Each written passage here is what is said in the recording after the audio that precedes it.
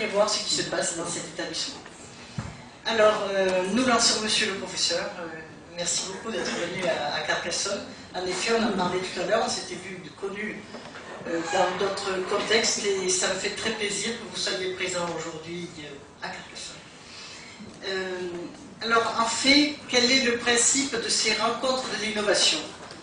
L'idée, c'est d'accompagner, autant qu'on le peut, en tout cas d'aider à accompagner des entreprises, des startups, mais aussi les formations, d'avoir des formateurs qui vont intervenir parfois, faire intervenir des spécialistes scientifiques sur un domaine donné et avoir ainsi des regards croisés sur une thématique. Alors la plupart du temps, ça va être en liaison avec le numérique. Je dis bien, je n'ai pas voulu surtout appeler ceci numérique, parce que le numérique est partout maintenant, d'accord, c'est transversal, mais souvent ce sera en liaison, par exemple probablement sur le e-marketing ou autre formation de ce type-là.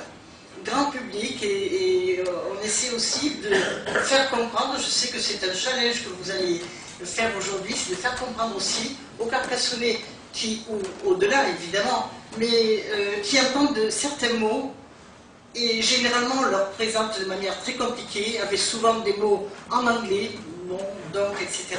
Et ce que l'on essaie ici, c'est vraiment de vulgariser ceci, de vous faire comment dire, toucher du doigt toutes ces nouvelles innovations qui sont en train de se faire.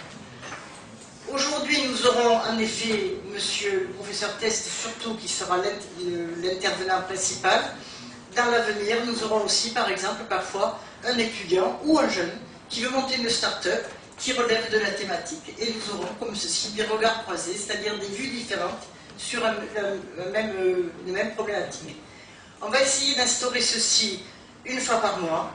Alors, l'année prochaine, j'espère qu'on arrivera à faire un planning pratiquement sur toute l'année. Vous comprenez que ce n'est pas très évident, puisque, indépendamment du jour qui sera généralement un jeudi, il y a aussi des contraintes d'intervenants, et comme nous souhaitons faire intervenir chaque fois au moins un scientifique, soit de Carcassonne, soit de Montpellier, de Perpignan, autrement dit, et de Toulouse, évidemment, autrement dit les métropoles voisines, eh bien, il y a les contraintes de disponibilité de ces personnes-là. Voilà, donc je vais passer la parole à Madame Mouna Kamel, qui s'est occupée, en effet, comme il a été indiqué tout à l'heure, de cette manifestation aujourd'hui, de cet événement, et je suis ravie quand même qu'il y ait beaucoup de personnes. Simplement ce que au nom de Mme Kamel et de la mairie, on fait circuler une feuille pour que vous indiquiez, si vous le souhaitez évidemment, vos noms, prénoms, mais surtout un mail ou un contact pour qu'on puisse vous contacter pour les prochaines rencontres de manière automatique ou par courrier postal, si vous l'indiquez évidemment, que votre adresse. Voilà. Si côté information, si vous souhaitez des informations, alors il y a Madame Marion Cézé qui est en train de prendre des photos là-bas, voilà, je vais la chercher, qui sera disponible pour plus d'informations sur l'idée de ces rencontres. En tout cas, merci beaucoup et merci à vous d'avoir démarré ceci. Bonjour à tous. Donc, je vais juste vous présenter Olivier Test, qui est un collègue aussi. Alors, Olivier est professeur à l'université, c'est un enseignant-chercheur. Il fait sa recherche à l'Institut d'informatique de Toulouse. Et il est membre de l'équipe Système d'information généralisée. Et un de ses thèmes de recherche porte justement sur le Big Data. Donc, je crois qu'à travers cet exposé, il va essayer de vous expliquer un peu ce qu'est le Big Data, ses enjeux économiques, un peu sociétaux peut-être aussi, voilà, à travers des exemples concrets. Donc, je vais lui laisser la parole. Enfin, il aura la parole pour à peu près 45 minutes, au terme desquelles vous pourrez bien sûr poser des questions, c'est le but. Et on pourra aussi poursuivre cette conversation après autour d'un apéritif dînatoire qui aura lieu juste à côté, dans une salle à proximité de l'amphi. Voilà.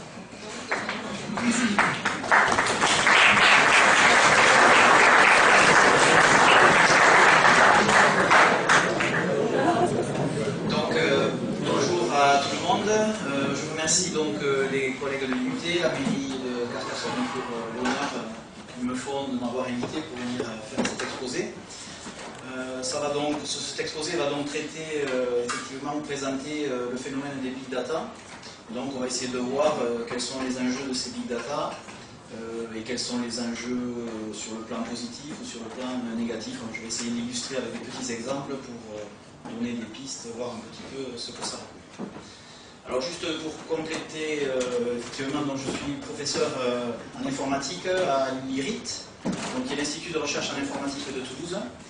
Et donc je suis le responsable de l'équipe SIG, qui est donc une des équipes de l'IRIT et qui est constituée de 19 enseignants-chercheurs. On a pour particularité d'être répartis un petit peu sur différentes universités, sur les 4 universités, les 3 toulousaines, ainsi que l'université de Jean-François Champollion sur le site de Castres. Voilà. Donc, pour ce qui concerne de notre équipe effectivement, l'acronyme SIG signifie Système d'information généralisé. Et donc, on s'intéresse effectivement à toutes les problématiques qui tournent autour de la gestion et de l'analyse des masses de données. Donc, l'objet de nos recherches, en fait, ce sont les données sous une forme numérique et les traitements, c'est-à-dire les algorithmes qui sont associés à ces données. Donc, sur le plan des données, les différents types de données que l'on traite sont des bases de données, des entrepôts de données, des grandes collections de documents, notamment les documents en provenance du web. Et donc, depuis plusieurs années, on s'intéresse aussi à ce phénomène qu'on appelle les masses de données, ou les mégadonnées, ou le terme big data, qui est le terme anglais qui est bien connu. Et donc, l'objectif des recherches que l'on mène, c'est à la fois d'étudier les données et de développer différents algorithmes sur ces données, qu'on peut voir en 3 catégories en fait. Il y a toute une série d'algorithmes qui visent à acquérir les données, à les collecter, à les intégrer, à régler éventuellement des problèmes d'hétérogénéité sur ces données. Il y a une deuxième catégorie d'algorithmes qui eux sont plutôt destinés à traiter les problématiques liées au stockage des données et à leur préparation, à leur indexation. Et enfin, le troisième type d'algorithme qu'on développe sont des algorithmes plutôt liés à l'accès aux données qu'on a collectées, qu'on a stockées, et également l'analyse de ces données pour essayer évidemment d'en tirer des connaissances. Donc les domaines applicatifs auxquels on s'intéresse sont très variés. Ça va de l'aéronautique, de l'espace. Alors j'essaierai de vous présenter un petit exemple en lien avec les données satellitaires. On s'intéresse à des domaines comme l'assurance, tout ce qui touche tout ce qui traite également de la bioinformatique, de la santé, du bien-être humain, l'énergie, ce qu'on appelle les UGC. Alors c'est un acronyme qui veut dire User Generated Content. Donc en gros, pour faire simple, c'est les réseaux sociaux sur le web, quoi, donc type les applications comme Twitter. Et également, on s'intéresse à des applications en lien avec la vidéosurveillance. Alors nous, on ne va pas être sur des aspects d'algorithmes liés à la vidéo proprement dite, mais on va s'intéresser en fait à ce qu'on appelle des métadonnées, donc à des informations, des étiquettes qui tournent autour de ces vidéos pour pouvoir essayer de faire un certain type d'analyse. Bon, voilà. Alors, donc la présentation va s'articuler en fait en quatre points. Je vais d'abord partir de la genèse, on va essayer de remettre en place ce sur quoi ces big data reposent. Ensuite, je vous présenterai quelques fondements théoriques qui émergent de ces big data, mais on va essayer de faire ça assez light, on ne va pas rentrer dans le détail. Le troisième point va être celui qui va être destiné à essayer d'illustrer un petit peu tout ça au travers d'exemples de projets que l'on mène au sein de l'équipe ou dans le domaine. J'ai pris aussi quelques exemples dans d'autres équipes, bien sûr. Et enfin, je terminerai par un petit focus sur différents métiers qui commencent à émerger en lien avec ces big data. Alors, donc, la genèse, qu'est-ce que c'est qu'en fait qu'une donnée numérique, une donnée informatique? Eh bien, ces données, elles sont codées sur les ordinateurs, sur les machines, sous une unité de codage qu'on appelle le bit. Donc en fait, une machine, un ordinateur, ça ne comprend qu'un seul type de données, au niveau très brut, c'est un bit qui prend pour valeur soit 0, soit 1. Ça, c'est l'unité finalement fondamentale sur quoi tout repose. Généralement, ces bits sont ensuite regroupés en paquets qu'on appelle des octets. Ce sont des paquets de 8 bits. Et donc un paquet de 8 bits, un octet, ça va permettre de coder 256 valeurs différentes. Donc là, je vous ai donné un petit exemple sur mon transparent, juste pour illustrer. Si on voulait essayer de coder le mot Big Data, eh bien, on pourrait le coder sous la forme matricielle que vous avez derrière moi. Et si on met sous forme de séquence cette matrice, on obtient la série de 1 et de 0 que vous avez à votre gauche. Donc ça, c'est l'information brute telle qu'elle est codée finalement sur les machines. Alors ensuite, évidemment, ces machines, elles ont des unités de stockage différentes. On va stocker des quantités de données assez importantes. Et donc là, je vous ai mis un tableau récapitulatif finalement des unités de stockage classiques que l'on rencontre dans le monde de l'informatique. Donc on part du kilo-octet, du mégaoctet, jusqu'au iota-octet, donc qui est l'unité de stockage à l'heure actuelle, qui est, disons, la plus impressionnante dans certains systèmes. Je présenterai un exemple en lien avec cette échelle de grandeur, qui donne un petit peu le vertige. Alors pour faire un lien avec ce que vous connaissez, les ordinateurs actuels sont situés au niveau des zones grises là, que j'ai indiquées sur le tableau. C'est-à-dire que dans les ordinateurs, les unités de stockage qu'on appelle les disques durs sont généralement de l'ordre du téraoctet, donc c'est la bande grise un peu plus foncée, et l'espace de stockage dynamique qu'on appelle la mémoire vive, donc c'est la partie sur laquelle l'ordinateur, avec laquelle l'ordinateur travaille pour effectuer ses calculs dynamiquement lorsqu'il est allumé. Eh bien, cette mémoire donc vive, ce qu'on appelle la RAM, les ordinateurs actuels ont pour capacité quelques gigas, quelques dizaines de gigas. Donc on est situé à ce niveau-là. Donc quand on parle de Big Data, en règle générale, eh bien, on est situé au-delà de cette bande grise finalement. On est au niveau alors, de plusieurs dizaines de téraoctets, éventuellement pétaoctets, hexaoctets jusqu'à iotaoctets. Donc ça c'est pour fixer un peu les idées de manière très simple. Ensuite, bien évidemment, ces unités de stockage, j'ai évoqué le mot disque dur, enfin les disques durs. Donc les disques durs, c'est quelque chose qui n'est pas si vieux que ça finalement, puisqu'en fait le premier ordinateur avec disque dur, c'est le Ramac 305 qui a été développé en fait par IBM, c'était en 1956. Donc pour vous donner une idée, vous avez la photo là, elle est un peu petite, mais la personne là, ça donne une idée de la taille de cet ordinateur. C'était le premier ordinateur avec disque dur donc, qui était développé. Et là je vous ai mis une photo qui est un zoom sur le disque dur tel qu'il était à l'époque. Donc ce disque dur, il pesait 1 tonne. Il était constitué de 50 plateaux de 60 cm à peu près de diamètre chacun. Donc, vous voyez un petit peu là, ça fait une énorme armoire, on le voit sur la photo. Finalement, ça a duré assez longtemps avant d'arriver à des unités de stockage miniaturisées telles qu'on les connaît aujourd'hui, puisqu'en fait le premier disque dur, on va dire, qui ressemble un petit peu au disque dur tel qu'on les connaît à l'heure actuelle, il a fallu attendre les années 80, le début des années 80.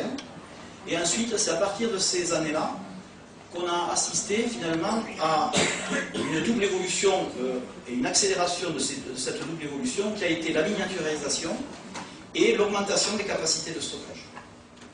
Ceci dit, de nos jours, eh bien, on fait face à des quantités de données générées par l'humanité sans précédent connu finalement. Et donc, il se trouve que les ordinateurs tels qu'on les connaît, les ordinateurs de bureau, sont absolument incapables de traiter les masses de données telles qu'on les génère à l'heure actuelle. Et la solution qu'on utilise en fait, finalement, pour attaquer un petit peu ces masses de données, eh c'est la mise en réseau, l'interconnexion de ces ordinateurs pour former ce qu'on appelle le cloud ou des centres de données, ou en anglais les data centers. Alors, ce qui explique un petit peu, selon moi, cette évolution, c'est-à-dire j'ai parlé de déferlement ou de déluge de données, c'est les termes qu'on emploie, c'est-à-dire cette génération faramineuse de données, c'est quelque chose qui est finalement, qui a toujours plus ou moins existé, mais qui a vraiment pris de l'ampleur depuis les années 90. En fait, il y a deux phénomènes qui peuvent l'expliquer. Donc il y a cette génération de données peut s'expliquer en fait par un phénomène qu'on appelle l'inversion de paradigme, que je vais essayer de vous expliquer. Alors, cette inversion de paradigme, de quoi ça parle? Mais ça parle en fait, c'est lié, si vous voulez, à quatre grandes évolutions quatre grandes évolutions dans l'humanité. Alors j'ai essayé de les présenter là sur cette échelle. La première raison en fait qui a amené à la situation telle qu'on la connaît aujourd'hui, ben, c'est la présence ou le développement de la micro-informatique, des micro-ordinateurs dans les années 80. Avant les années 80 en fait, bien l'informatique elle n'existait pas dans les foyers. L'informatique elle était dans les entreprises, dans l'immense majorité des cas. Et donc c'est simplement à partir des années 80, avec la micro-informatique, qu'on a fait rentrer l'informatique dans les foyers. À partir des années 90, il y a eu un deuxième phénomène qui nous a amené à la situation actuelle, c'est que ces ordinateurs qu'on a mis dans les foyers, bien, ces ordinateurs ont été mis en réseau, ont été interconnectés. C'est le phénomène Internet qu'on connaît bien aujourd'hui. Le troisième phénomène, c'est que durant les années 2000, eh bien, on a assisté à ce qu'on appelle la mobilité, c'est-à-dire qu'on a vu se développer tout un ensemble de terminaux. La micro-informatique, elle n'est plus uniquement enfermée dans le micro-ordinateur, elle est un peu partout, et notamment, elle est dans tous ces petits appareils-là qu'on a tous. Ils ont des capacités de stockage, ils ont des capacités de calcul qui sont sans commune mesure avec les ordinateurs qu'on pouvait connaître, ne serait-ce que dans les années 90. Troisième phénomène qui explique cette quantité de données faramineuses et cette inversion de paradigme, eh bien c'est ce qui est en train de se passer, ce qui est déjà en cours, c'est le phénomène de l'Internet des objets, c'est-à-dire la mise en place dans l'environnement, dans nos environnements, de capteurs divers et variés, d'objets divers et variés qui sont interconnectés les uns aux autres au réseau mondial. Alors ça paraît comme ça anecdotique, on a du mal à voir les conséquences de ça, mais ça a des conséquences extrêmes. C'est-à-dire que jusqu'à maintenant, on pouvait avoir la naïveté de penser qu'on maîtrise finalement, qu'on maîtrisait relativement l'information qui nous concerne, qui est diffusée, qui est captée, qui est générée. Quand vous utilisez quand vous faites des mails, quand vous téléphonez, quand vous générez des tweets ou ce genre, ou des SMS, vous pouvez penser que votre appareil là, il est relativement sécurisé et que personne ne peut récupérer ces informations. Quand on rentre dans le monde de l'Internet des objets, ben, c'est plus le cas. C'est-à-dire que vous ne maîtriserez plus, vous ne maîtrisez déjà plus les données, les informations que l'on peut obtenir vous concernant. Et on n'a même plus conscience finalement qu'on a des données qui sont générées nous concernant dans notre environnement. Alors je vais vous montrer une petite photo qui me concerne. Donc ça c'est une photo sur Facebook. Le bonhomme musclé là sur la droite, eh c'est moi, en Espagne cet été. Et donc ça, cette photo, vous voyez, elle est sur Facebook. C'est pas moi qui ai prise cette photo, c'est pas moi qui ai mis cette photo sur Facebook. Pourtant elle est sur Facebook. Voilà, donc c'est une information qui me concerne. Bon là je la montre, mais normalement j'ai pas envie que mes étudiants me voient dans cette tenue. Et pourtant elle est sur Internet. S'ils cherchent bien, ils vont la trouver. Alors c'est anecdotique, on va dire, éventuellement, mais c'est pour illustrer un petit peu ce phénomène que, ben voilà, on voit bien que je ne maîtrise pas la donnée, les données qui sont générées autour de moi et qui me concernent. Alors, donc on a vu, voilà un petit peu en fait ma vision, c'est-à-dire une vision très générale qui explique ce déferlement de données, c'est-à-dire que chacun d'entre nous, on génère volontairement ou involontairement tous les jours de la donnée numérique principalement sur Internet, dans le réseau mondial. Ce qu'on appelle l'inversion du paradigme, c'est qu'en fait, c'est assez facile à comprendre finalement, dans les années 80, c'était uniquement les entreprises qui généraient de la donnée informatique, de la donnée numérique. On voit bien que la petite histoire que je viens de raconter, on a inversé ce paradigme, c'est-à-dire qu'à l'heure actuelle, ce sont les gens comme vous et moi qui généreront de la donnée. Alors vous verrez tout à l'heure, je présenterai des chiffres. On va voir que la plus grande proportion des données générées, elle est liée à notre activité et non pas aux activités des industriels, des entreprises. C'est-à-dire qu'on a vraiment un phénomène où c'est l'individu qui génère le plus de données dans le monde, mais vraiment en proportion importante. On le verra tout à l'heure, j'en reparlerai. Alors, donc, eh bien, pour pouvoir répondre à ce déferlement de données, c'est-à-dire à ces quantités gigantesques, là aussi, on verra tout à l'heure, je quantifierai un petit peu les choses, eh bien, les entreprises du monde des big data ont développé ce qu'on appelle des centres de données. Donc ce sont des lieux où on interconnecte des ordinateurs, et ces ordinateurs ont pour rôle de stocker les données et d'effectuer des calculs sur ces données. Alors j'ai pris pour illustrer ça un exemple bien connu, la société Google, qui est peut-être une des sociétés qui a le plus grand cloud, c'est-à-dire le plus grand nombre de data centers dans le monde. Donc les chiffres qu'annonce Google, que je vais vous présenter, il faut les prendre avec un petit peu de précaution parce qu'il y a une dimension commerciale un petit peu dedans, une dimension marketing. Ce sont les chiffres que Google annonce, donc il faut être prudent. Mais enfin, ça va donner quand même une idée des proportions. Donc Google disposerait à l'heure actuelle de 15 centres, de 15 data centers dans le monde.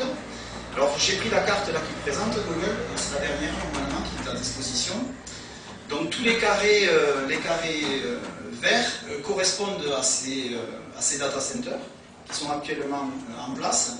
Donc ils sont principalement aux États-Unis, mais on voit qu'il y en a quelques-uns en Europe et quelques-uns en Asie. Et puis les carrés bleus montrent les data centers qui vont être construits dans l'année 2017, qui sont annoncés dans l'année 2017. Donc on voit qu'il y a un phénomène assez important de développement de ces data centers. Alors à quoi ça ressemble un data center? Eh bien voilà une photo qui est... c'est un gros bâtiment de plusieurs dizaines, voire centaines de mètres carrés. Et dans ce bâtiment, on a mis des ordinateurs interconnectés. Alors on va aller voir dans ce bâtiment ce qui se passe, ou dans ces bâtiments. Donc on a une vue de l'intérieur de ces bâtiments. Donc ce sont des blocs comme ça qui sont mis en réseau. Et ces blocs, si on zoome un petit peu dessus, eh bien voilà, ce sont des sortes de racks comme ça, où on a ici une succession d'ordinateurs et de calculateurs qui sont interconnectés les uns aux autres et qui sont maintenus finalement par la société Google pour pouvoir faire fonctionner le moteur de recherche que vous connaissez bien et puis toutes les applications de Google. Alors, quelques chiffres. En 2016, on estime que 2% des machines, des ordinateurs dans le monde, eh bien, sont des ordinateurs de Google, des data centers de Google. Donc Google à lui tout seul représenterait 2% du parc mondial des ordinateurs, ce qui est quand même assez impressionnant. Et ensuite, les quelques chiffres que je vais donner concernent l'année 2012, donc, qui sont indiqués par Google. Donc Google, en 2012, en termes de données, était capable d'indexer 20 milliards de pages web par jour dans le monde. Alors qu'est-ce que ça veut dire indexer des pages web? Ça veut dire tout simplement qu'un algorithme va aller récupérer des données sur les différents sites web qui sont présents dans le monde, sur le réseau. Et Google récupère ces informations pour pouvoir donc les préparer, les indexer, de manière à pouvoir vous fournir l'adresse de ces pages web lorsque vous posez des questions à son moteur de recherche avec efficacité. Donc les algorithmes de Google, il y en a plein. Les chiffres que donne Google, c'est 2 milliards de lignes de code. Soit, ça fait beaucoup. Le chiffre qui est intéressant, c'est celui qui est en dessous. Et qui peut commencer à poser éventuellement question. On estime que 45 000 lignes de code sont modifiées tous les jours par Google dans ses algorithmes. Et donc le chiffre qui peut être un petit peu inquiétant, c'est qu'il y a 2 tiers de ces lignes de code qui sont modifiées de manière automatique par des robots. Ce n'est pas l'être humain qui modifie l'algorithme, c'est d'autres machines, c'est-à-dire d'autres algorithmes qui viennent modifier l'algorithme. Donc on voit qu'il y a un phénomène comme ça, je ne sais pas si c'est inquiétant, mais en tout cas il y a un phénomène où c'est plus l'être humain qui modifie le code principalement de Google. Bon.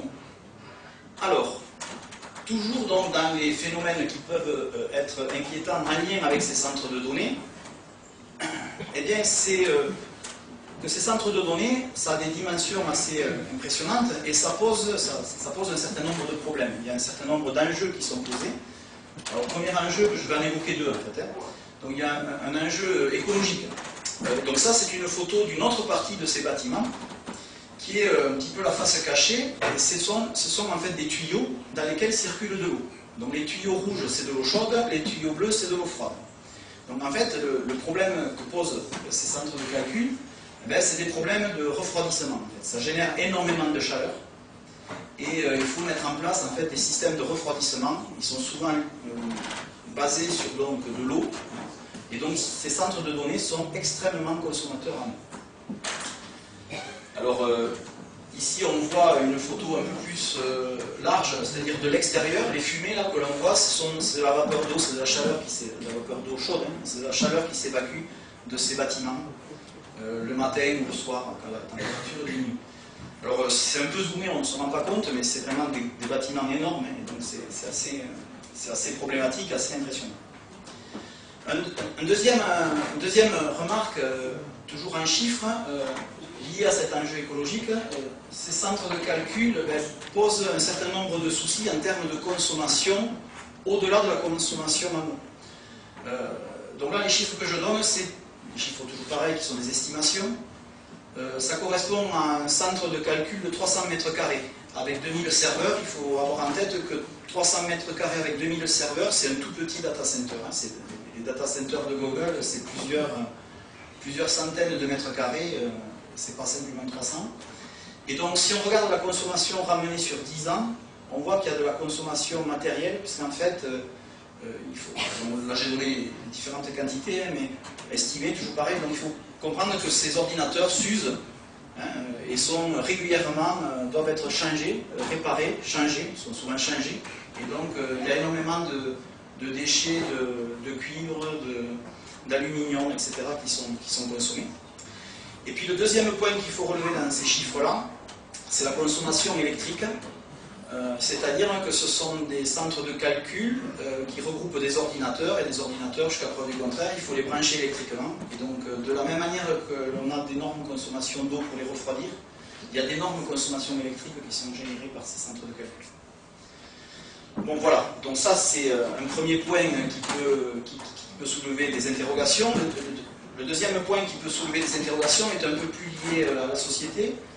Bon, mais il suffit de partir des déclarations d'Edward Snowden qui nous a un petit peu alerté sur le phénomène de ces données, de l'usage qui a été fait de ces données informatiques.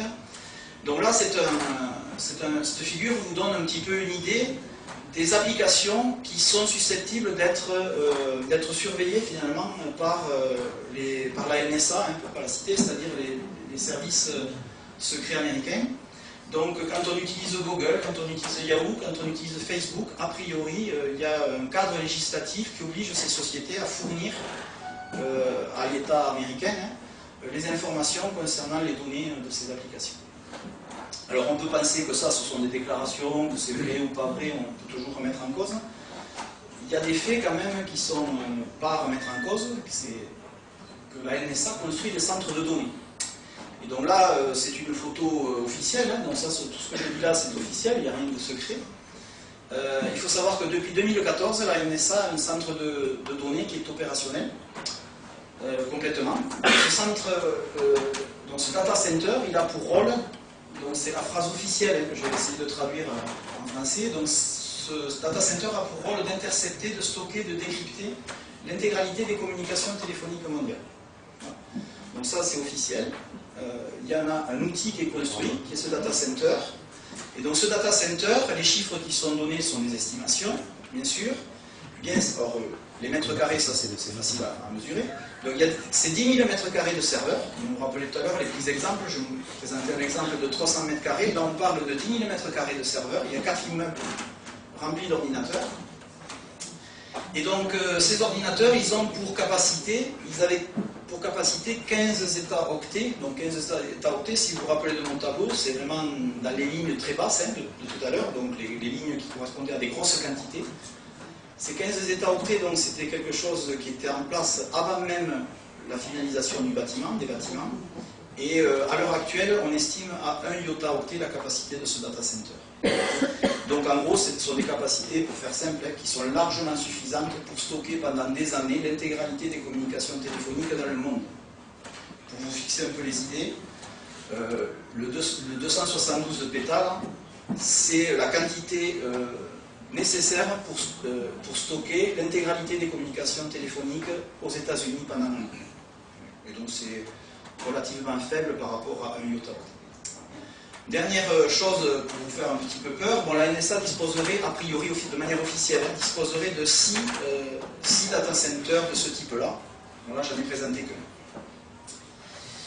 Alors, donc voilà un petit peu pour, je dirais, la phase un petit peu introductive, c'est-à-dire de quoi on parle, quel est le contexte de ces big data. Maintenant, je vais essayer de faire, alors sans trop rentrer dans les détails, de faire un petit focus sur les fondements théoriques sur lesquels reposent ces big data. Qu'est-ce qu'ils recouvrent en termes d'informatique, qu'est-ce qu'ils recouvrent derrière ces big data. Alors, ce qu'on appelle le big data, vous l'aurez compris, ça correspond à une masse de données informatiques, numériques, produites par l'humanité. C'est soit la masse, soit un morceau de la masse de ces données produites par l'humanité. Ça, c'est une définition très générale. Et en termes de caractéristiques, cette masse de données, elle est décrite sous différentes propriétés. Donc, évidemment, j'ai insisté beaucoup, il y a une grande volumétrie qui est générée. Mais il y a d'autres caractéristiques qui sont générées, qui posent en fait un certain nombre de problèmes aux informaticiens, aux ingénieurs qui veulent exploiter ces données. Donc, je ne vais pas toutes les citer. Une qui est assez facile à comprendre, c'est la variété.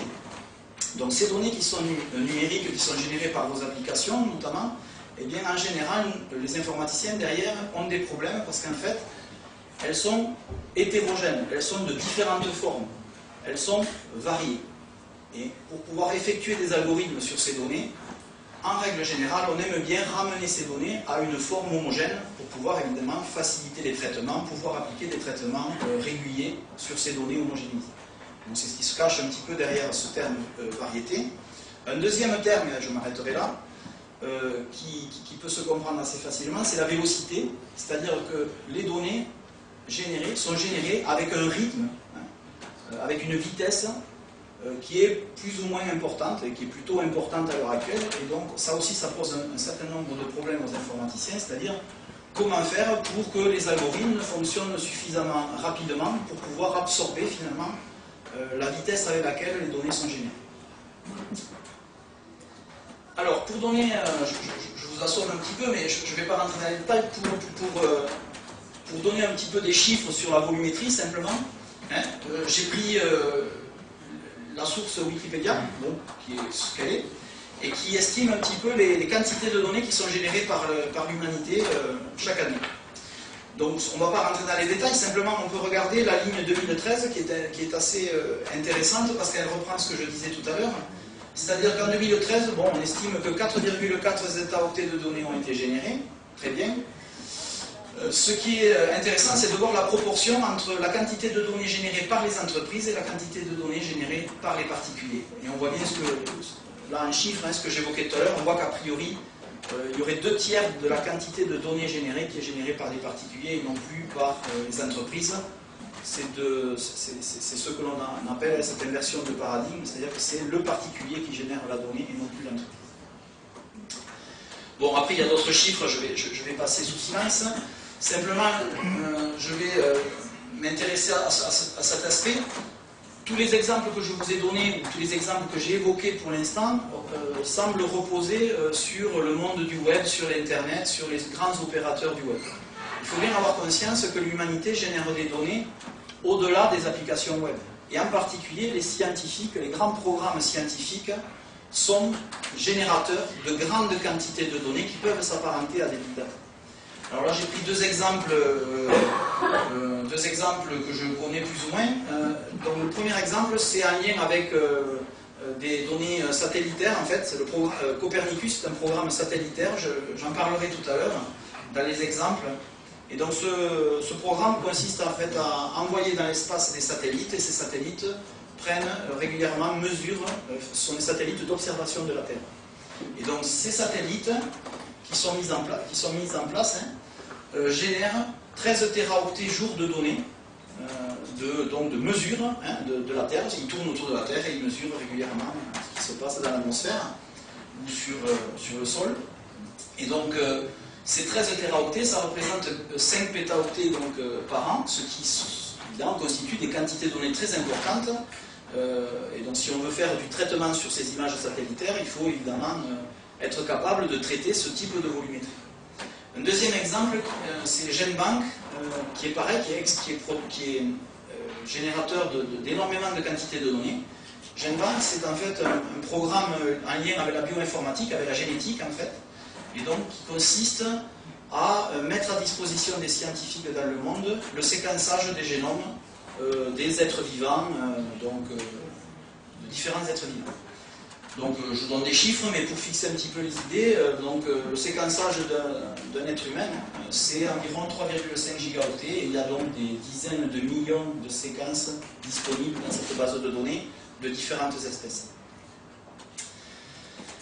Alors, donc comment on fait, les informaticiens, pour pouvoir attaquer ce type de données, puisqu'on voit bien que par rapport, je donne des chiffres qui sont complètement abstraits, c'est-à-dire qu'ils sont bien au-delà de la capacité de nos ordinateurs.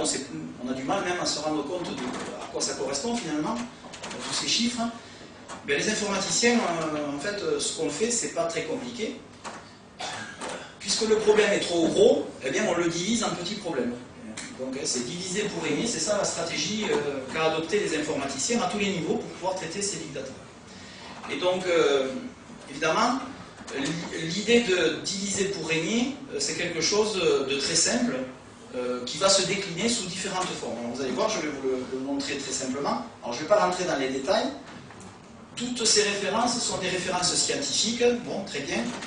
Ce qu'on peut avoir en tête simplement, c'est que ce sont des scientifiques qui proviennent de la société Google. Donc on voit bien là encore que les grands opérateurs du web sont quand même à l'initiative d'évolution technologique, voire scientifique, dans ce domaine.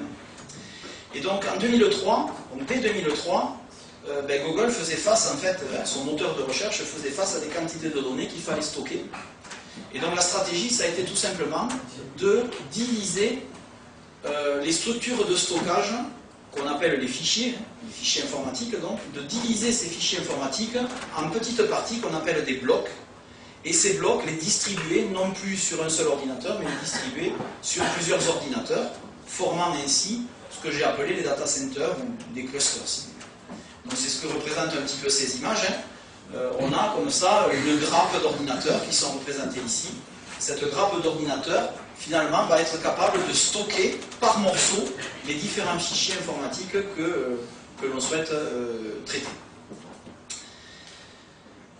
La deuxième évolution, qui est toujours sur la même stratégie de diviser pour régner, ça concerne les algorithmes, les traitements. Comment faire pour traiter ces données? Et bien, pour traiter ces données, de la même manière, on développe en fait ce qu'on appelle un paradigme de programmation, un principe de programmation qui s'appelle MapReduce, et qui en gros consiste à paralléliser les calculs, ou à paralléliser une partie des calculs. Alors là, je ne vais pas rentrer dans les détails de la figure, mais tout simplement, la figure, ce qu'elle veut vous montrer, c'est si par exemple je stocke sur 3 espaces de stockage des données, et que je veux essayer de compter le nombre de figures géométriques présentes sur l'ensemble de ces ordinateurs, de ces espaces de stockage, eh bien je vais pouvoir développer un algorithme dont une première partie va être parallélisée, on appelle ça le map, c'est la partie à gauche, et puis on va pouvoir développer une deuxième partie à droite qui est le reduce, qui elle va rassembler finalement les résultats partiels, intermédiaires, calculés en parallèle par ces maps. Voilà. Et donc encore une fois, que ce soit pour le stockage ou que ce soit pour les calculs, on utilise une stratégie donc de parallélisation ou de répartition, de découpe. Donc on divise à la fois les données et les algorithmes pour pouvoir traiter ces masses de données très importantes. Bon, le troisième point, là je vais passer rapidement, je vais pas m'attarder. Simplement ce que je voulais vous montrer, c'est le paysage actuel dans le domaine des big data en termes de technologie. Donc ça c'est la dernière photo que j'ai récupérée sur internet, elle date de 2016 a priori.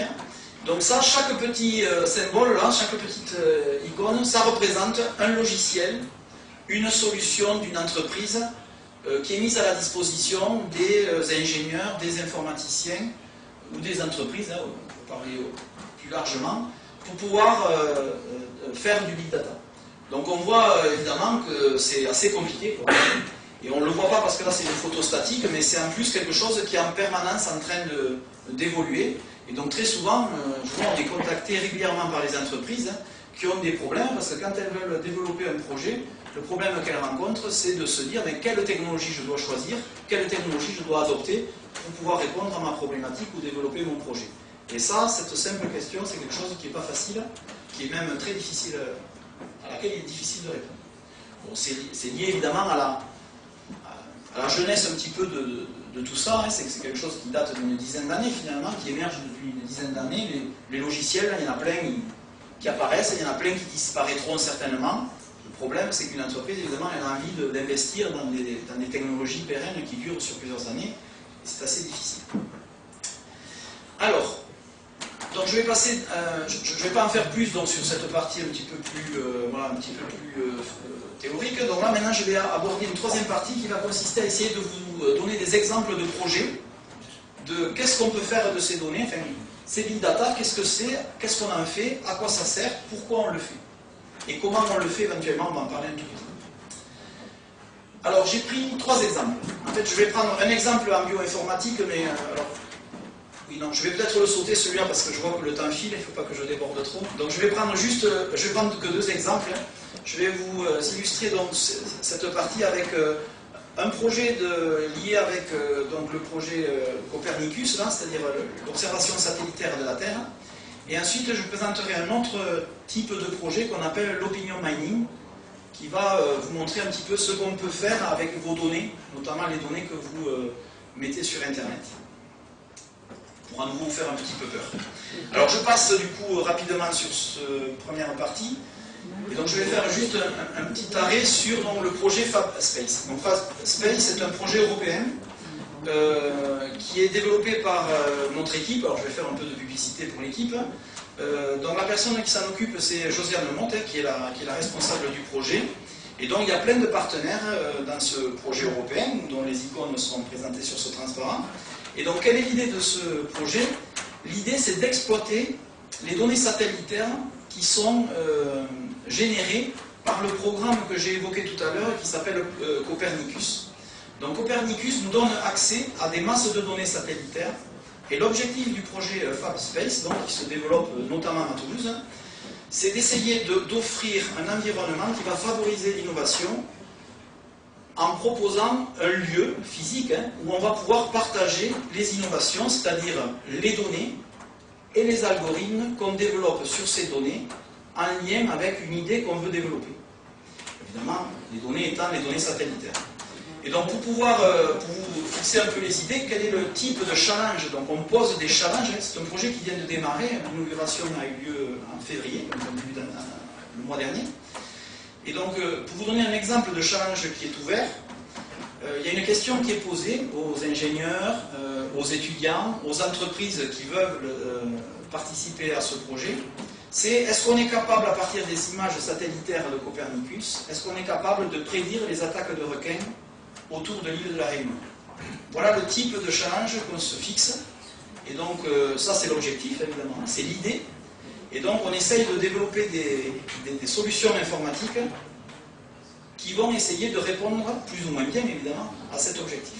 Donc c'est ça le projet FabSpace, c'est on a des données, on vous pose des challenges, essayez de répondre à ce challenge et on met à votre disposition les moyens d'y répondre, et notamment on vous met à disposition les données. Alors ça c'est un projet qui se répartit sur plusieurs pays en fait, donc en France à Toulouse, mais il y a aussi tout un ensemble de pays où il y a le même type de structure qui est créée, qui est construite, et dont les ingénieurs essayent de répondre à ces challenges qui sont posés. Donc voilà, donc, je reviens un petit peu, donc là je ne rentrerai pas dans les détails, ça c'est une partie de l'organigramme du projet Copernicus, et donc c'était juste, je vous l'ai mis juste pour vous montrer, en fait les satellites, il y en a 6 en fait, il y a 6 séries de satellites qu'on appelle les satellites Sentinelle, qui sont donc autour de la Terre, qui ont été lancés. Je crois qu'ils sont tous lancés, ou il doit rester un dernier à lancer. Et donc, ces satellites, eh bien, ils produisent des données. Tout à l'heure, je disais 5 pétaoctets par an. Alors, il faut savoir que ces 5 pétaoctets sont ce qu'on appelle les données brutes, celles qui sortent directement du satellite. Mais nous, les informaticiens, les données qu'on met à disposition dans FabSpace, ce sont des données qui sont pré-traitées, si vous voulez. On appelle ça des données élaborées, ce qui accentue encore les problématiques de volumétrie, puisque ça, en gros, ça double la quantité de données que l'informaticien doit traiter. C'est-à-dire que l'informaticien, en général, il va travailler non pas sur la donnée brute, mais sur une donnée pré-traitée. Alors, bon, je ne rentrerai pas plus dans le détail sur ce projet. S'il y a des gens qui sont intéressés, je vous donnerai les contacts sur Toulouse pour que vous ayez plus d'éléments. Simplement, je veux maintenant évoquer un deuxième type de projet qui est développé, qui est pratiquement un domaine qui émerge, qu'on appelle l'opinion mining. Donc l'opinion mining, ça consiste en fait à essayer d'analyser, à voir si on est capable d'analyser les sentiments et les opinions des particuliers, des personnes, à partir de données sur le web. C'est ce qu'on appelle donc l'opinion mining. Donc l'objectif, c'est d'identifier, de repérer, d'être capable de repérer dans les données ce qui relève de l'opinion exprimée dans un texte, si par exemple on s'intéresse à des données textuelles. Alors, à partir de quoi on travaille quand on veut faire ce genre de choses? Eh bien, on va travailler à partir des données que les utilisateurs nous fournissent. Ce qui est un peu paradoxal, parce que, évidemment, quand on vous demande votre opinion sur tel ou tel sujet, suivant le sujet, vous n'avez pas envie de le donner. En général. Vous avez envie, enfin ça dépend. Mais pourtant, vous donnez les moyens aux gens de trouver l'opinion que vous avez sur tel ou tel sujet.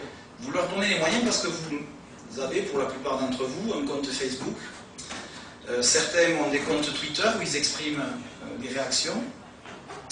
Il y a des forums, alors ça c'est plus en lien avec des activités commerciales. Donc là j'ai pris l'exemple de TripAdvisor. Donc vous êtes dans un hôtel, dans un restaurant, vous dites c'était bien, c'était pas bien.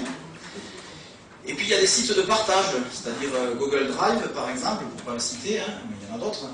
On met sur le cloud, on ne sait pas trop où, on met des données qui nous concernent, pourquoi pas les photos, pourquoi pas des documents textuels. Et donc c'est à partir de ça que l'opinion mining travaille en fait. Et donc comment on fait? Et en fait, alors je ne vais pas rentrer dans les détails, mais juste pour vous donner une idée de ce qu'on est capable de faire très simplement par des techniques vraiment très basiques. Ce sont des techniques qui sont basées sur ce qu'on appelle le TAL, c'est-à-dire le traitement automatique de la langue, mais encore une fois, s'il y a des spécialistes du TAL, vous allez voir que ce que je vais raconter est extrêmement simpliste. Donc l'idée c'est tout simple. On va prendre le texte que l'on veut analyser, et on va commencer par faire une phase de décomposition, c'est-à-dire qu'on va essayer de repérer les mots, on va essayer de repérer les phrases qui sont en fait des ensembles de mots, et de repérer dans le document, évidemment, l'ensemble des phrases qui constituent le document, ou les documents. Donc ça, c'est une phase de décomposition. Une fois qu'on a décomposé finalement, qu'on a repéré les différents mots qui constituent les documents, on va pouvoir faire de l'identification grammaticale. C'est-à-dire, on va essayer de repérer où sont les adjectifs, où sont les verbes, où sont les noms, etc. Donc on peut comme ça essayer de commencer à repérer différentes catégories de mots dans les documents. Pour en arriver à une troisième phase qui va être ce qu'on appelle la polarisation des mots, c'est-à-dire essayer de repérer quels sont les mots positifs, négatifs, c'est-à-dire on va essayer de donner une orientation à ces mots. Donc là par exemple, ce que je présente, ce sont des exemples liés à des adjectifs, et donc j'ai choisi de présenter sous forme de 4, on polarise en fonction de 4 axes si vous voulez. On va avoir les adjectifs neutres, des adjectifs qui vont être considérés comme positifs, des adjectifs qui vont être considérés comme négatifs, et puis éventuellement des adjectifs considérés comme subjectifs. Et donc, ce principe de polarisation que je vous montre là sur des adjectifs, très simplement, on peut évidemment le faire sur les noms, on peut le faire sur les verbes, c'est-à-dire sur les différentes catégories grammaticales qu'on a repérées. Alors, pour vous montrer ce qu'on est capable de faire, on n'est pas obligé de travailler sur du texte. Ça, par exemple, c'est un doctorant à l'université de Stanford qui a travaillé sur ça récemment. Et donc, lui, ce qu'il a fait, c'est qu'il a travaillé juste simplement sur les émoticônes. Les émoticônes dans les tweets, par exemple. Quand on fait des tweets, on met toujours un petit bonhomme là qui sourit ou qui fait la tête. Et donc, de la même manière, on peut repérer ces émoticônes. J'ai envie de dire que c'est même plus facile qu'à repérer les verbes, les adjectifs, etc. Et évidemment, on peut les catégoriser, les polariser, pour leur donner un sens positif, négatif, en colère, pas en colère, etc., etc. Donc on voit qu'à partir des données, on est capable, comme ça, de structurer finalement une information qui commence à avoir une orientation positive, négative. Et encore une fois, je présente là des techniques vraiment extrêmement simplistes. Une fois qu'on a identifié ces éléments, ces briques, on peut faire ce qu'on appelle de la modélisation, c'est-à-dire qu'on va créer, on va construire, on va structurer les choses de manière un peu plus complexe. Donc une des structures qu'on rencontre beaucoup dans le domaine scientifique à l'heure actuelle, je ne vais pas rentrer dans les détails, mais en gros on structure sous forme de quintuplé, donc on a des structures comme ça, on structure la donnée en 5 rubriques, basées sur les éléments que j'ai présenté précédemment.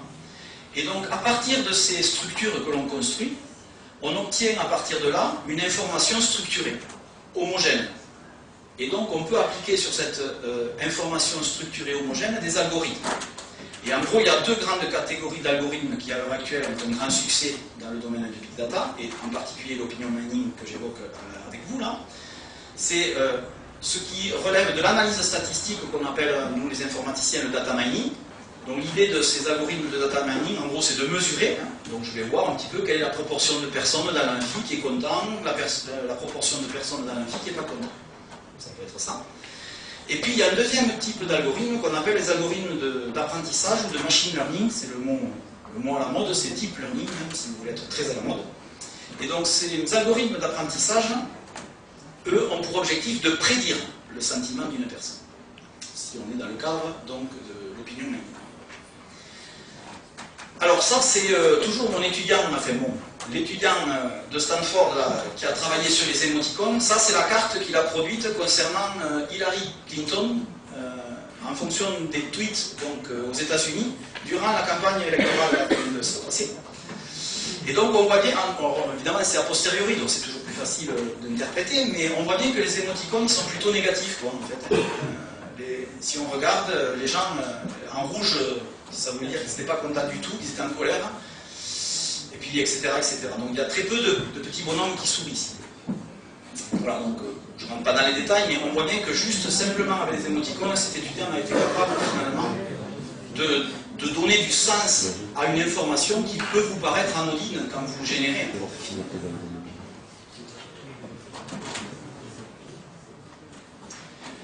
Alors, donc juste pour terminer sur ce petit exemple, donc l'opinion mining, voilà, ça sert à quoi? Eh bien, ça sert pour les entreprises, et bon là à la limite c'est quelque chose qui peut être vu comme simplement commercial, hein.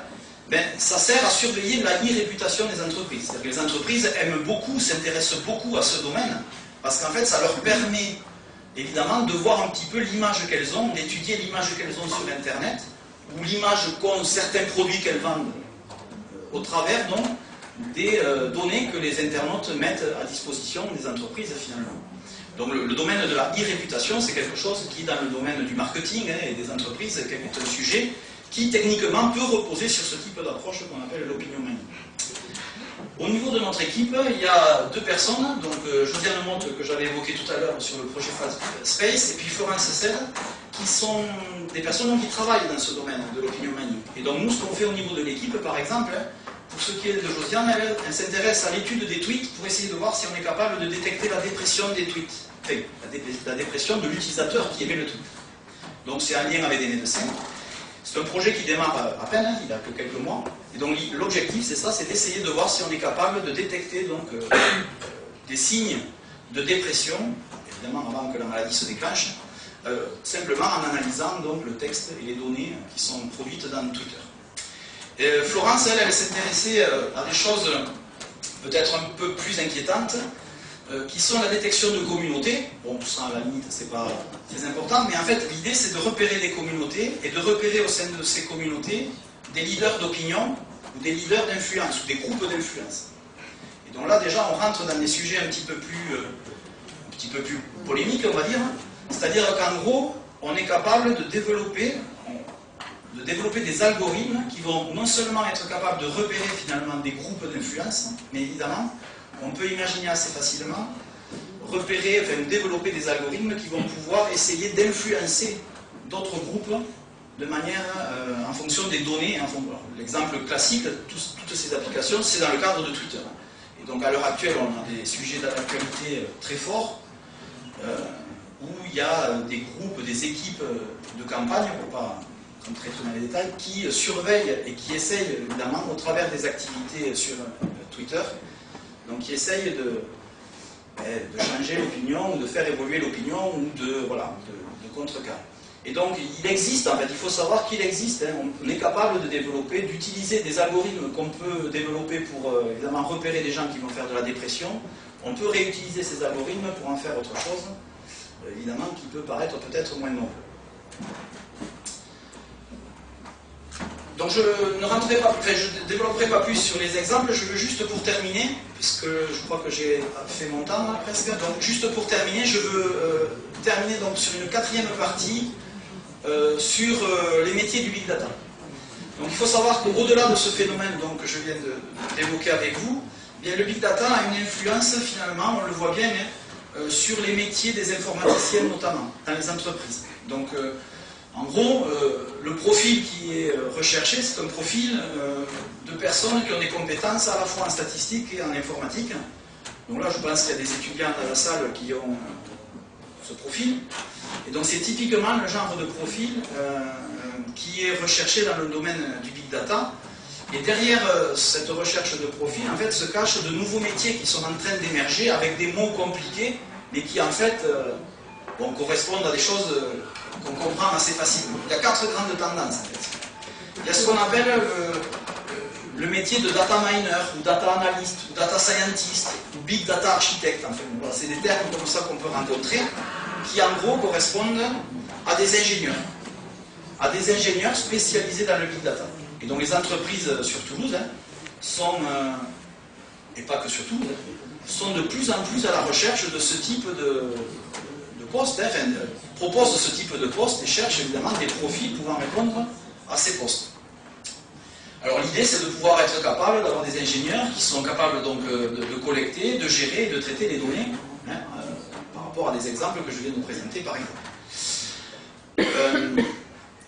Pour donner une échelle de tarifs, j'ai des exemples dans mon environnement, c'est-à-dire mes doctorants. Il y a en gros les salaires qui tournent autour de ce type de profil, c'est entre. Alors, mes doctorants, là, les entreprises, elles viennent me les chercher, me les piquer des fois presque. Elles leur proposent 40 000, 45 000 euros sur Toulouse par an. Ce qui est quand même un salaire pour les ingénieurs informatiques qui correspond à une échelle intéressante. Et dernièrement, j'ai un doctorant qui a eu une offre sur Paris, il faut aller à Paris, qui montait à 80 000 euros, 85 000 euros par an, pour ce type de profil. Donc on voit bien que c'est d'un grand intérêt pour les entreprises et qu'elles ont des difficultés à trouver ce type de profil, puisqu'elles offrent en fait des salaires avec des proportions impressionnantes. Puisque je parle de jeunes doctorants qui a priori n'ont pas d'expérience. Enfin, peu d'expérience. Alors ensuite, il y a d'autres métiers, évidemment. Il y a d'autres métiers. Il y a donc un deuxième type de métier qu'on appelle le Master Data Manager ou le Chief Technology Officer. Donc en gros, c'est le chef de projet, pour faire simple, qu'on connaît bien. Donc c'est quelqu'un là déjà qui a un peu plus d'expérience, mais qui va être toujours pareil, spécialisé dans la gestion de projets dans ce domaine du Big Data. Donc ça demande évidemment une certaine spécialisation, et notamment donc d'être capable de piloter les projets au travers finalement de ces données, d'être capable de repérer les données, les bonnes données, d'être capable de développer, de connaître à la fois, si vous voulez, les données pertinentes et le métier auquel on veut répondre pour pouvoir mener à bien les projets. Troisième catégorie.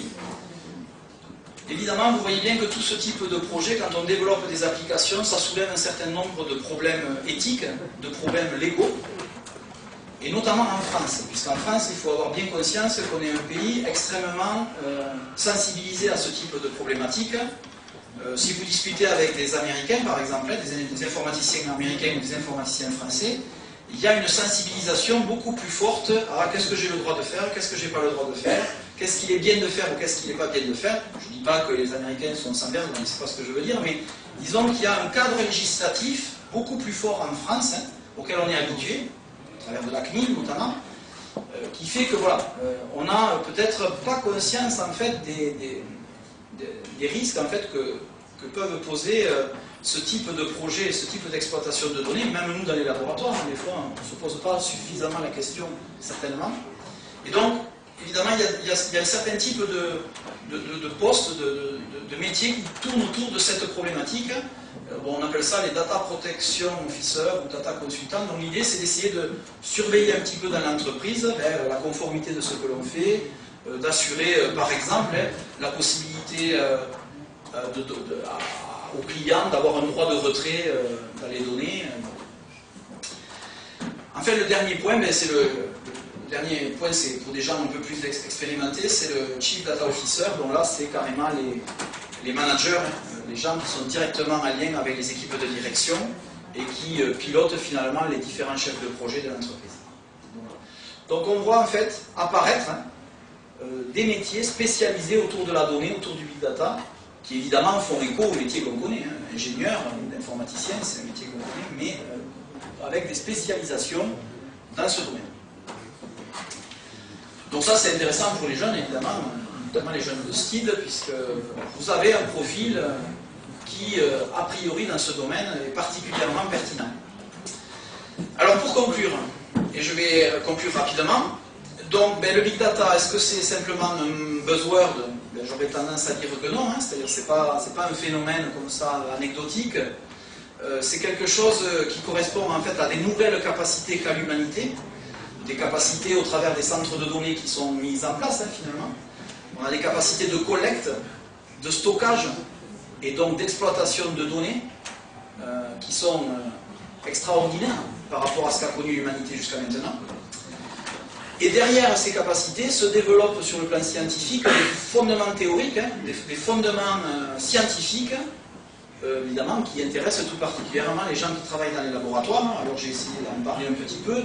C'est ces systèmes de fichiers distribués par bloc, ce sont ces algorithmes reposant sur des principes MapReduce, et j'en passe, et des meilleurs. Et donc l'idée de ces big data, c'est qu'on voit bien que c'est quelque chose de concret, puisque ça correspond à l'émergence de ce qu'on appelle une nouvelle science, qu'on appelle la science des données, dans les laboratoires, dans les universités. Et sur le plan des entreprises, j'ai essayé juste de vous donner quelques pointeurs. Ça correspond aussi à des nouveaux métiers qui apparaissent, que les entreprises recherchent et pour lesquels elles sont très friandes. Parce qu'elles ont du mal à trouver actuellement des ingénieurs dans ce domaine. Voilà. Mais évidemment, bon, ça soulève quelques dangers. Je vais en citer qu'un parce qu'à mon avis c'est celui qui est le plus important. C'est l'accaparation des données, c'est-à-dire qu'on n'a pas conscience que actuellement c'est déjà fait pratiquement. Les données de l'humanité, et encore une fois je rappelle que la plupart des données générées par l'humanité sont générées par les particuliers et en particulier par vos applications, et ces données, elles sont captées par des entreprises du secteur privé. Et elles ne sont pas très nombreuses ces entreprises du secteur privé. Bon, il y a un acronyme bien connu qu'on appelle les GAFA, donc les Google, les Facebook, les Amazon, les Apple, etc. sont des entreprises toutes américaines et toutes captent vos données, stockent vos données dans des data centers. J'ai montré des data centers de Google, mais il faut bien avoir conscience que Amazon a les mêmes data centers, Facebook a les mêmes data centers, etc. etc. Et donc voilà, on est dans un contexte où il ne faut pas être naïf non plus, c'est-à-dire qu'il y a un État qui sont les États-Unis, qui ont mis en place un cadre législatif qui s'appelle le Patriot Act en 2001, octobre 2001, qui consiste justement à être capable d'exploiter ces données en fonction de choix que les États-Unis décident, en fonction d'orientation politique que décident les États-Unis. Ils ont la capacité donc d'accéder à ces données. Il ne faut pas être naïf, c'est-à-dire que ce Patriot Act a été renouvelé en 2006, a été renouvelé en 2011, et sera certainement renouvelé avec la nouvelle présidence. Donc voilà, donc on est dans ce contexte-là, et je pense que c'est ça le plus grand problème, parce que ça pose à la fois des problèmes au niveau des particuliers, puisqu'on est, nous, Français, très sensibles à la protection de la vie privée, bien qu'on mette à disposition volontairement sur Internet plein d'informations, même les émoticônes, vous avez vu que ça peut être peut-être gênant. Et puis pour les entreprises, il y a quand même de grandes problématiques sur la sécurité des données des entreprises. Sur Toulouse, on a Airbus, et Airbus, c'est une entreprise qui a évidemment une grande sensibilité à ce type de problématiques. Voilà. Je vais m'arrêter là donc et je vous remercie.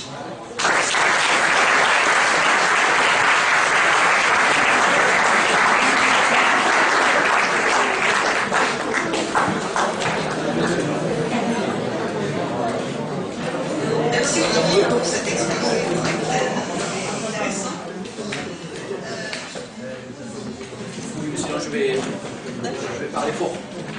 Donc voilà, donc, si quelqu'un a une question.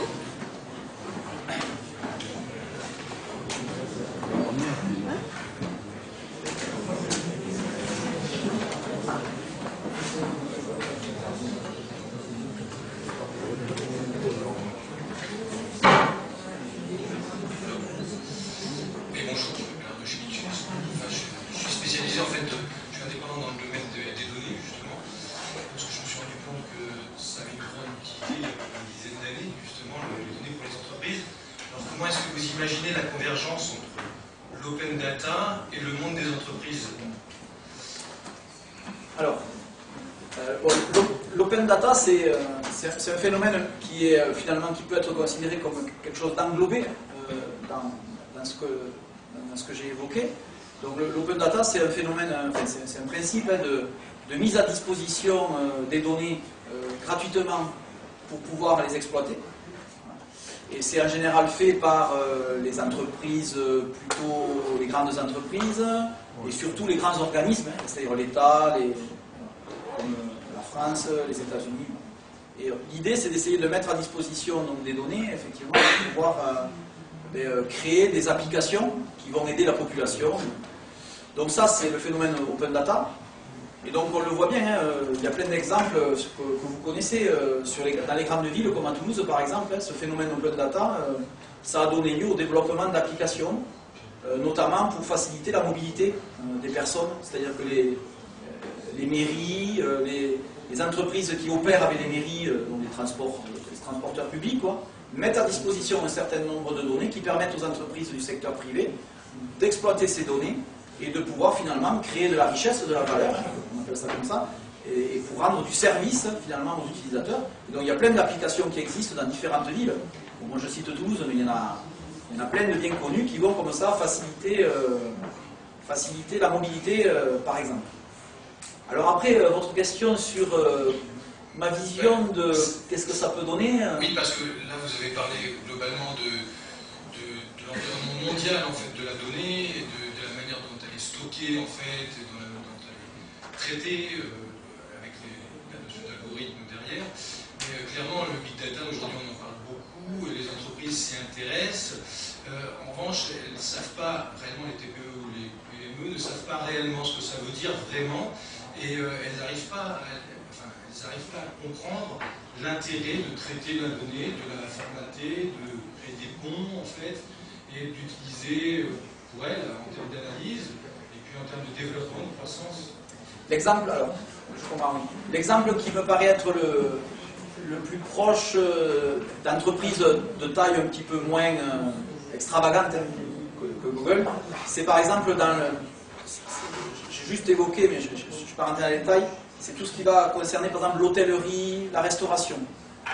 Et vous avez énormément d'applications qui se sont développées sur le web, hein, où on voit bien que ça influence quand même, alors c'est pas l'open data, mais on voit bien que ces phénomènes que j'ai évoqués ont une influence sur les sociétés comme des petites sociétés de restaurateurs ou d'hôtellerie. C'est-à-dire qu'on voit bien qu'il y a des phénomènes de si on n'est pas présent sur le web, on ne va pas être accessible, enfin on va avoir des problèmes pour son métier. On voit bien aussi que le phénomène de ce que j'ai appelé la e-réputation, hein, c'est-à-dire ce phénomène où on demande aux particuliers de donner des avis, de donner des notes, on voit bien que c'est quand même quelque chose qui a des conséquences qui peuvent être extrêmement problématiques finalement pour les petites entreprises. Il y a plein d'exemples qu'on a un peu à droite à gauche sur des restaurateurs qui trichent avec leur notation ou l'inverse, hein, des concurrents qui trichent pour aller... voilà. Donc on voit que c'est quand même un contexte, un écosystème comme ça qui est créé en fait, hein, qui va pouvoir impacter les petites entreprises.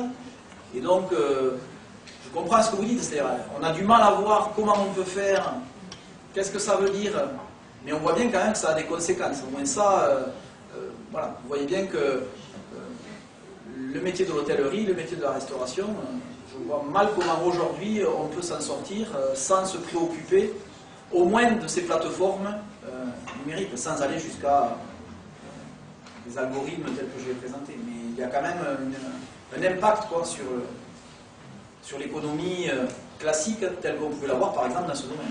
Vous avez d'autres exemples qui sont liés aussi à tout ce qui est à la circulation. On entend les taxis, enfin bon, je ne vais pas entrer dans les détails, mais vous voyez bien que cette évolution de la société numérique impacte finalement les petites entreprises.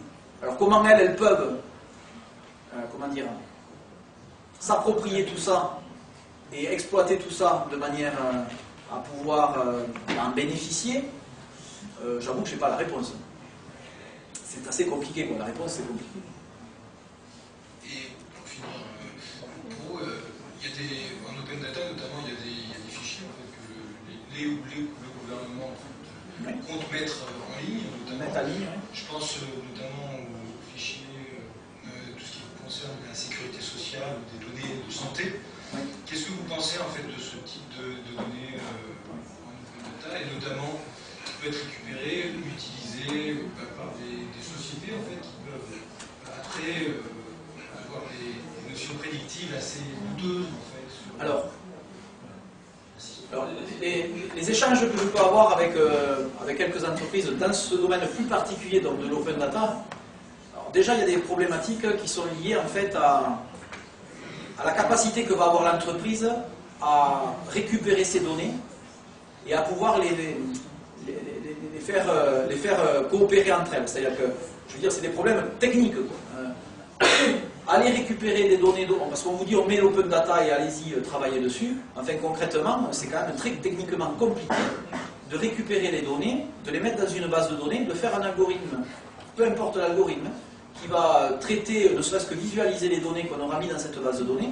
Faire ça, bon, quand on discute avec les entreprises, ben déjà elles disent c'est très compliqué parce qu'en fait, ces données qu'on nous met à disposition, elles sont dans des formats qui sont divers et variés, elles sont à des niveaux souvent de ce qu'on appelle des niveaux de granularité, c'est-à-dire des niveaux de finesse très variables, ce qui fait qu'on ne peut pas souvent travailler de manière telle qu'on aimerait pouvoir travailler. Alors pourquoi il y a ces phénomènes? Parce que tout simplement, les producteurs de données qui mettent à disposition les données sous forme d'open data ont eux de leur côté des problématiques liées notamment à la confidentialité des données, au risque qu'elles prennent quand elles mettent à disposition ces données. L'exemple qui m'a le plus marqué que je connais, c'est par exemple en Belgique.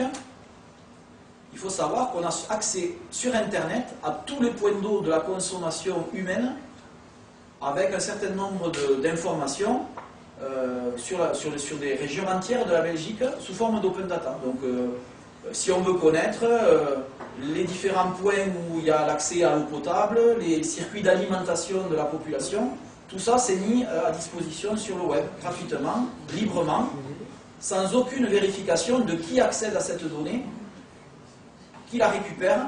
Évidemment, après on ne sait même pas qu'est-ce qu'ils en font. Voilà. Donc ça, bon, je ne veux pas trop rentrer dans les détails, mais en gros, moi personnellement, ça me laisse perplexe, si vous voulez, parce que je vois bien les risques que ça peut avoir si on a ce type d'information, si on veut l'utiliser avec un objectif, on va dire, de terrorisme, quoi. Ouais, pour lâcher le terme, c'est quelque chose qui est tout à fait envisageable. Donc voilà, donc l'open data, c'est à la fois... Il y a des grands succès, je parlais de la mobilité dans les villes, on voit bien que ce phénomène a abouti quand même au développement d'applications positives. Mais après, derrière, il y a des problèmes à la fois techniques complexes pour les entreprises qui veulent l'exploiter. C'est pas facile, quoi. Et puis en plus, il y a des risques que ça soulève. Voilà.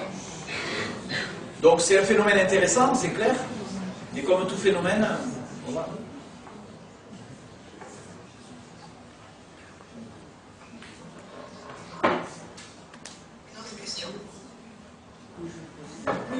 Non, mais peut-être ça suffit comme ça, si je parle un peu fort. Est-ce que vous pourrez parler est-ce qu'il y a des ébauches de projets qui se font au niveau européen? On a parlé des GAFA, on a parlé de toutes ces bases de données, des grands serveurs de Google, etc. Et c'est vrai que ça peut être même au-delà, le côté moteur de recherche. Parmi les projets de recherche, est-ce qu'il y en a qui seraient susceptibles d'évoluer vers quand même une prise de conscience pour l'Europe qu'il y a quelque chose à faire? Ça ne peut pas être soutenu par les législatives. Il y a eu c'est une préoccupation qui date en fait, c'est pas nouveau.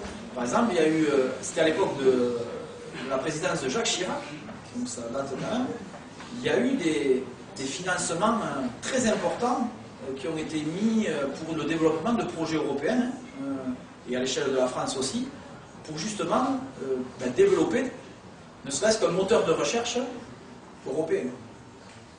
Un peu à l'image de ce qu'ont fait les Chinois, qui ont leur propre moteur de recherche, leur propre technologie, qui on va dire, contrecarre un petit peu l'hégémonie américaine.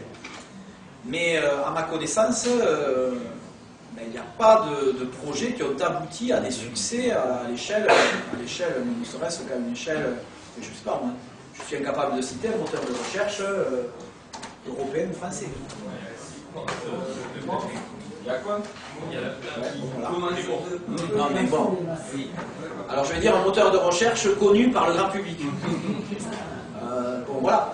Après il y a des sociétés qui aussi ont ce type de préoccupation, notamment en France, vous avez une société comme Orange, qui a quand même des data centers qui se mettent en place, mais toujours pareil, quand on regarde la proportion, Orange a son moteur de recherche en fait. Mais bon, il y a des gens qui l'utilisent, mais enfin on n'est quand même pas à la même échelle. Donc il y a quelques on va dire, efforts, il y a une conscience, ça c'est sûr, une prise de conscience du problème, je pense. Maintenant, il n'y a pas de leader dans le secteur privé européen. Il y a quelques petites sociétés qui tirent leur épingle du jeu, mais vraiment pas à l'échelle de Google, ou d'un Amazon ou de Facebook. Pourtant, Facebook, on ne se rend pas compte, mais ça n'a même pas 10 ans. Quoi. Alors, excusez-moi, on va encore parler un peu politique. En 2007, l'élection a été appelée l'élection des blogueurs. En 2012, on a parlé de l'élection des réseaux sociaux. Aujourd'hui, en 2017, on sait que 3 candidats déjà ont pris conseil avec 3 cabinets sur l'étude des datas. En quoi, ma question donc du coup est, en quoi l'élection de 2007 va-t-elle jouer et a une influence sur les prochaines élections?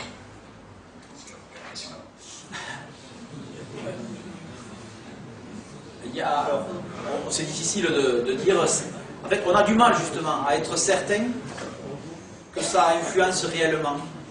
Par exemple, pour citer qu'Obama, en 2007, il a mis énormément d'argent dans sa campagne et c'est un peu ce qu'il a, à demi-mot, dit que ça l'avait fait gagner sa campagne. On est bien d'accord. Même là, la dernière élection américaine, par exemple, il y a tout un ensemble de personnes qui évoquent le fait que les actions sur les réseaux sociaux ont eu une influence sur le résultat de l'élection, à la fois en termes de désinformation, ou au contraire de lobbying, en termes de lobbying, on va dire. Mais scientifiquement, être capable de démontrer réellement que ça, c'est quelque chose qui a eu effectivement une influence, j'avoue que j'ai pas en tête, on va dire, des travaux qui démontrent réellement l'efficience de ce genre de choses. Ça pourrait faire basculer. Non mais, à titre personnel, j'ai la conviction que ça a une influence. Mais je ne peux pas vous donner une référence scientifique qui peut le démontrer. Alors pourquoi j'ai une conviction que ça a une influence? Ben, vous le dites, hein. D'abord on n'est pas les seuls, c'est-à-dire on voit bien que les équipes de campagne, dans ce domaine-là en particulier, les équipes de campagne s'en préoccupent, donc on voit bien que ça a certainement une influence. Après, par contre, il existe dans d'autres domaines des choses avérées, où on voit bien que ça a une influence. Je vais vous prendre un simple exemple, c'est la barre de recommandation des produits sur Amazon. Donc ça, il y a des résultats scientifiques qui démontrent clairement que suivant ce que vous mettez dans cette barre de recommandation, vous allez augmenter les ventes de tel ou tel produit. Donc on voit bien que ces phénomènes, ces algorithmes qu'on développe, qui peuvent inciter les internautes à acheter tel ou tel produit, on peut penser que potentiellement ces mêmes algorithmes pourraient pouvoir influencer les internautes sur d'autres sujets. Voilà. Mais ça reste une conviction, et puis c'est des sujets évidemment qui sont assez sensibles, qui dépassent un peu ma compétence d'informaticien. C'est-à-dire que ça traite aussi des problématiques liées à la sociologie. Il y a d'autres domaines, si vous voulez, qui doivent intervenir pour pouvoir faire une réponse, on va dire, un peu plus scientifique. Mais bon, voilà. Mais c'est clair que bon, ça a de l'influence, certainement. Juste, si vous pouvez mettre un peu quelques mots sur le poids économique de ces données, en quoi représente en fait à l'échelle d'une personne, si économiquement nos données ont un poids en fait. Leur valeur, quoi. Voilà, j'ai pas regardé, ça aurait été intéressant. Ça doit être, j'avoue que je sais pas. J'ai pas regardé, mais j'imagine que ça doit être. Enfin, si vous cherchez, vous allez trouver. Hein. Je pense que ça peut être quantifiable. Alors, c'est les gens du marketing, par exemple, typiquement, à l'échelle de société ou à l'échelle d'application, doivent s'intéresser à ce type d'indicateurs. Sur, gros, je sais pas, tant de kilo-octets, ça me rapporte combien, ou ça représente potentiellement combien. J'avoue que j'ai pas de chiffres à vous fournir là-dessus. Alors, moi j'ai une question, peut-être passer un peu rapidement sur les objets connectés, je pense notamment en lien avec la santé. Je me demandais en fait, par rapport à tout ce qui est prévention de santé publique, est-ce que ces données data là peuvent apporter en termes de progrès et de prévention en santé? Alors, c'est un sujet très porteur, très à la mode, c'est-à-dire, encore une fois, quand je dis très à la mode, c'est pas péjoratif, c'est-à-dire c'est vraiment d'actualité.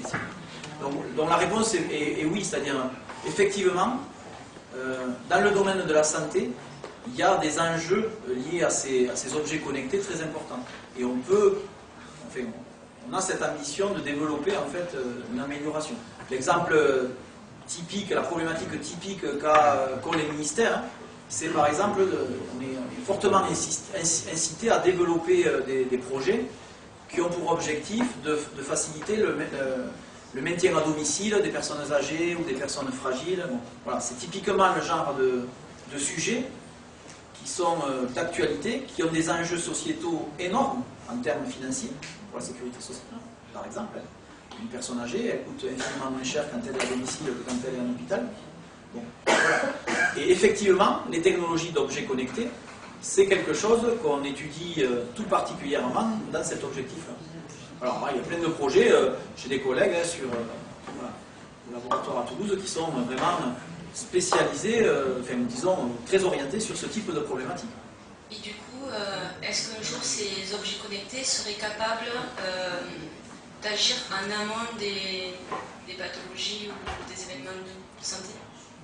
Eh bien, alors, c'est évidemment, ce sont des objectifs évidents. C'est-à-dire, oui, évident.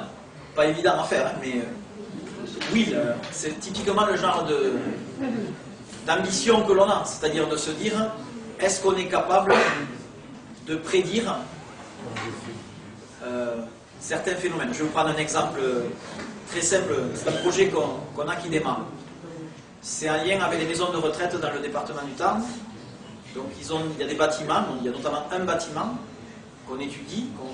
Le projet va commencer dans un mois. En fait. Donc il est juste sur le papier. Donc l'idée c'est qu'ils mettent les personnes âgées, quand elles rentrent dans ces maisons de retraite, dans cette maison de retraite, il y a 3 étages. Les personnes les plus en forme, elles sont au 3e étage, et puis au fur et à mesure qu'elles descendent, leur santé diminue. Donc évidemment, quand on est au rez-de-chaussée, c'est embêtant. Statistiquement, c'est l'EHPAD, bon. Donc statistiquement, ces personnes, quand elles rentrent, elles mettent 2 ans à arriver au rez-de-chaussée. Et donc le projet que l'on a qui démarre là, l'idée c'est de nous mettre à disposition leurs données. Donc c'est des données sur des données médicales, les prises de sang, la pression artérielle, enfin tous les actes médicaux, les analyses médicales sur les patients, sur les personnes, les données liées à leur vie dans l'établissement, le nombre de fois qu'on les douche, le nombre de fois qu'elles viennent à la séance de cinéma, toutes ces informations sur leur quotidien dans l'environnement dans lequel elles sont. Et donc l'objectif, mais là je parle d'objectif, puisque le projet n'a pas démarré. L'objectif, c'est de voir si on est capable de trouver dans ces données des corrélations positives ou négatives, c'est-à-dire des causes dans les données qui expliqueraient en positif ou en négatif, eh bien, une évolution, c'est-à-dire un changement d'étage. Et l'objectif ambitieux du projet, c'est de retarder le passage d'un étage à un autre de ces personnes. Donc, je prends des exemples simples auxquels on pense, mais encore une fois, pour l'instant, il n'y a rien qui est étayé par des résultats. Donc, les exemples auxquels on pense, c'est en fonction de telle ou telle pathologie, parce que c'est des gens qui, quand ils rentrent là, sont dépendants. Hein. Donc, c'est des gens qui ont Alzheimer ou ce genre de maladie dégénératrices. Est-ce que ce sont des personnes à qui qu'il faut solliciter ou pas solliciter? Est-ce que c'est des personnes à qui il faut faire une douche tous les jours, pas tous les jours? Enfin, vous voyez ce genre d'actes du quotidien, est-ce qu'on est capable de mesurer, d'abord de détecter, est-ce que ça a une influence, positive ou négative, sur le long terme? Et est-ce qu'on est capable, évidemment, d'en déduire des préconisations nouvelles pour les personnels de ces hôpitaux? Voilà, donc ça c'est un exemple en lien. Alors, on n'utilise pas d'objets connectés à proprement dit, mais on utilise des données qu'on récupère dans ces établissements. Est-ce que vous connaissez des sites, des logiciels de programmation pour gérer les données que vous avez citées, par exemple pour les data centers? Vous savez quel logiciel on utilise? Alors, déjà le mot gérer, gérer ça dépend de ce que vous entendez par gérer, mais il existe des logiciels, le mot gérer, si vous voulez, en informatique, la gestion de données, ça recouvre plein de choses. Mais par exemple, en termes de stockage, hein, si on s'intéresse simplement au stockage dans ces data centers, il existe plein de logiciels à disposition à l'heure actuelle. Alors les plus célèbres, il y a par exemple Hadoop, qui est bien connu, qui est un logiciel qui, entre autres, va permettre, un système, on va dire, qui va permettre le stockage distribué des données selon les principes que j'ai juste évoqués de distribution des données. Puis après, vous avez d'autres logiciels toujours liés en lien comme ça avec le stockage, qui vont être d'un niveau d'abstraction un peu plus élevé, donc qui ont des principes, si vous voulez, qui vont simplifier un petit peu l'utilisation, qui sont moins bas niveau, techniquement. Ce sont tous les systèmes qu'on appelle les systèmes non SQL. Alors, je peux vous en citer, Neo4j, MongoDB, HBase, bon, etc., etc. Je peux vous donner une liste. Donc, oui, il existe plein de logiciels dédiés. Alors, par exemple, là, je parle du stockage, et puis évidemment, il y a d'autres aspects. Et Python, vous savez? Alors, Python, oui, Python, c'est plutôt un langage informatique, et c'est, on va dire, un des langages phares du domaine des big data, entre autres. Alors pourquoi? Parce que Python, c'est un langage qui, par exemple, va être extrêmement... D'abord, il est extrêmement efficace en temps de calcul, il est assez rapide, et il est extrêmement efficace pour tout ce qui va toucher au développement d'algorithmes de traitement de la donnée, c'est-à-dire tous les algorithmes de transformation, hein, puisqu'il va falloir souvent transformer les données pour les ramener dans un format que l'on veut cible. Donc ça, Python est très efficace pour ce genre d'activité. Python est également très efficace quand on veut faire du calcul, développer des algorithmes statistiques sur ces données. Donc manipulation de matrices, j'en passe et des meilleurs. Donc Python, c'est plutôt un langage. Typiquement, pour les ingénieurs, les jeunes ingénieurs, quand vous voulez vous vendre dans ce domaine, il vaut mieux connaître Python. C'est typiquement dans votre CV une carte importante. Une dernière question.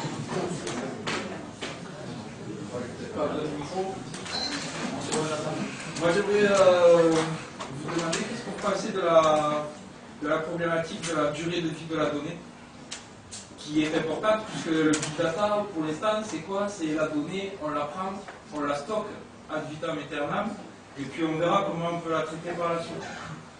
Et alors ça pose des problèmes pour les nouveaux arrivants sur le marché qui voudraient proposer un nouveau service et qui doivent non pas que traiter la donnée, mais aussi savoir la garder, la stocker et la garder.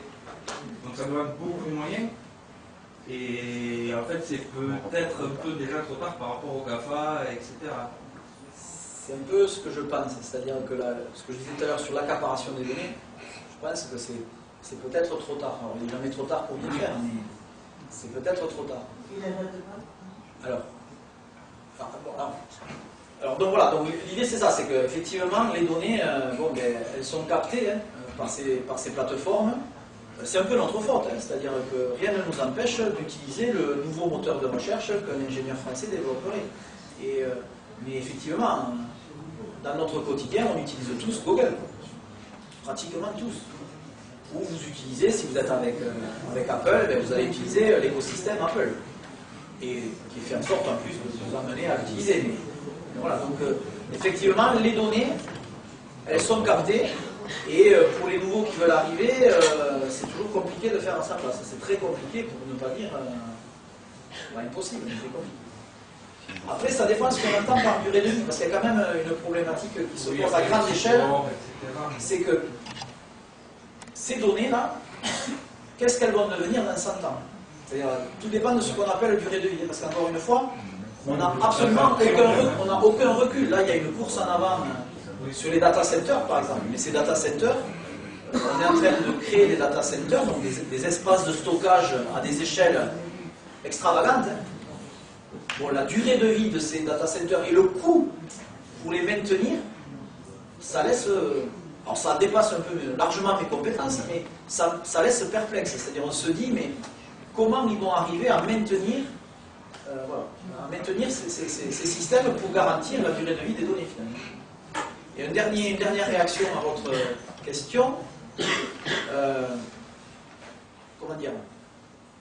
Au-delà de la durée de vie de ces data centers, c'est l'efficience de ces data centers. C'est-à-dire que, je n'ai pas donné, mais il existe des chiffres, c'est que dans toutes ces volumétries, il y a tout un ensemble de données qui est absolument inutile, qui est obsolète, qui est redondante. Même Google a du mal à mesurer la proportion de données inutiles qu'ils ont dans leur data center. Donc on voit bien qu'il y a plein de problèmes comme ça. Le dimensionnement et la course en avant pour gérer le quotidien finalement du moteur de recherche de Google fait qu'on est en train de créer des systèmes où il y a quand même de gros problèmes qui sont en train qui vont apparaître ou qui apparaissent déjà. Et en lien avec donc, ces problématiques de durée de vie, de comment je peux les nettoyer finalement. Et il n'y a pas de réponse. C'est-à-dire que même officiellement, toujours pareil, après, officiellement, Google ne sait pas traiter correctement la suppression de données, par exemple, redondantes. Ils ont du mal à les repérer et encore moins à les supprimer avec une certaine efficacité. Une dernière question.